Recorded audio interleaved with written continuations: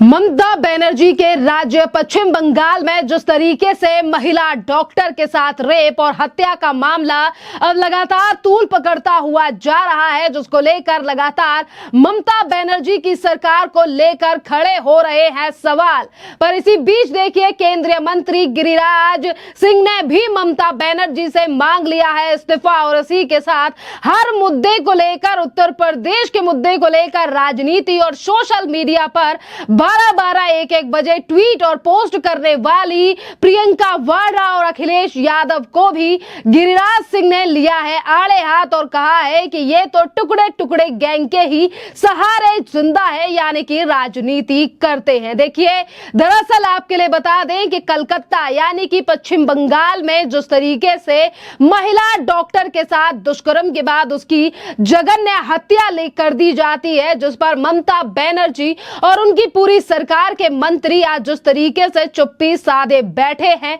जिस पर एक तरफ तो पश्चिम बंगाल से लेकर देश के अन्य राज्यों में भी डॉक्टरों की हड़ताल लगातार जारी है और इंसाफ की गुहार जो है वो लगाई जा रही है। इसी बीच केंद्रीय मंत्री गिरिराज सिंह ने पश्चिम बंगाल की मुख्यमंत्री ममता बनर्जी से इस्तीफा मांग लिया है और यहां पर मीडिया से बात करते हुए गिरिराज सिंह ने कहा है कि ममता बनर्जी इस पूरे नृशंस कांड की जो जांच, यानी कि ये जो रेप मामला है, ये जो हत्या मामला है, यहां पर पूरी जांच को प्रभावित करने की कोशिश कर रही है और जब तक जांच पूरी नहीं हो जाती है, जब तक ममता बनर्जी को अपने पद से इस्तीफा दे देना चाहिए और इसी दौरान जो है वो पश्चिम बंगाल को राज्यपाल के अधीन रहना चाहिए। और इसी के साथ देखिए, और एक तरफ तो उन्होंने कहा है कि पश्चिम बंगाल जो है वो राज्यपाल के अधीन रहना चाहिए, यानी कि ममता बनर्जी अगर इस्तीफा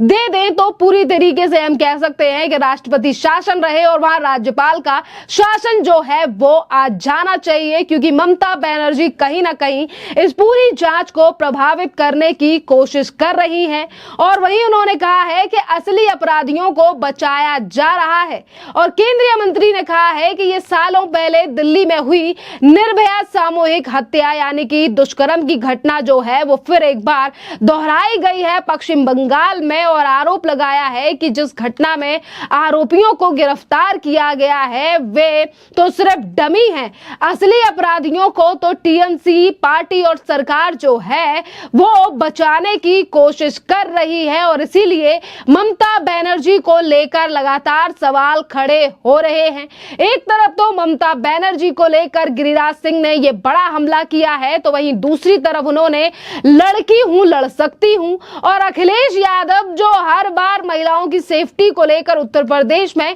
बड़े बड़े बयान देते हैं कि अब तो उत्तर प्रदेश में सेफ्टी नहीं है, हमारे राज्य में ऐसा हुआ करता था, या फिर अगर जनता हमें चुनती है तो तब हम ऐसे से ऐसा कर देंगे। पर अब दोनों नेताओं को ही गिरिराज सिंह ने जो है वो आड़े हाथ लेकर कहा है कि बांग्लादेश में अल्पसंख्यकों के पीड़न के दौरान चिंता जताने के लिए कांग्रेस की महासचिव यानी कि प्रियंका वाड्रा और समाजवादी पार्टी के नेता जो हैं वो तो बयान नहीं देते हैं, यानी कि एक तरफ तो बांग्लादेश में अगर हिंदुओं का उत्पीड़न होता है तो उस मामले पर भी ये लोग चुप रहते हैं और वहीं अगर महिला डॉक्टर के साथ हत्या हो जाती है, उसका रेप कर दिया जाता है, तो वहां पर भी ये लोग पूरी तरीके से चुप रहते हैं, क्योंकि ये तमाम मामले जो हैं वो हिंदुओं से जुड़े हुए हैं और इसीलिए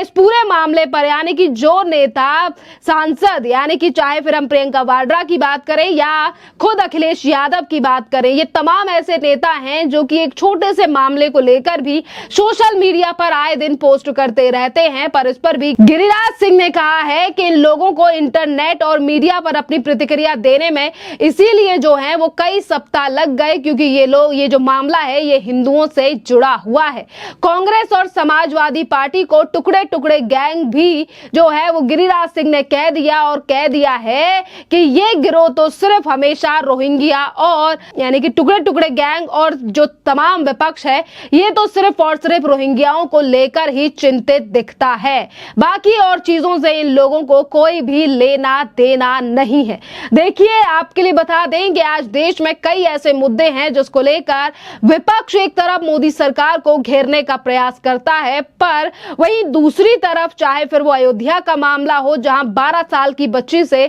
दुष्कर्म हो जाता है और वहां आरोपी होते हैं समाजवादी पार्टी के नेता, और वहीं दूसरी तरफ अयोध्या के जो सांसद हैं वो इस पूरे मामले से पल्ला झाड़ लेते हैं ये कहकर तो हम तो जानते ही नहीं है उस आरोपी को जिसने ये तमाम चीजें की है, और वहीं समाजवादी पार्टी के मुखिया ये कहकर बात टाल देते हैं कि इस पूरे मामले में जो है वो टेस्ट होना चाहिए, यानी कि डीएनए टेस्ट करने की बात जो है वो पीड़िता की करते हैं, वो 12 साल की बच्ची की करते हैं। और जब ऐसा ही कुछ मामला सामने आता है पश्चिम बंगाल से जहां डॉक्टर महिला, जी हां, उसके साथ रेप किया जाता है और फिर हत्या कर दी जाती है, और इस पूरे मामले ने जो है वो देश को काफी ज्यादा झकझोर कर रख दिया है, और यही बड़ा कारण है कि देश की राजधानी से लेकर पूरे देश के कई राज्यों में डॉक्टर्स जो हैं वो हड़ताल पर निकल आए हैं, सड़कों पर बैठे हैं इस पूरे मामले को उठाकर, और वो डॉक्टर्स के प्रोटेक्शन की बात भी कर रहे हैं।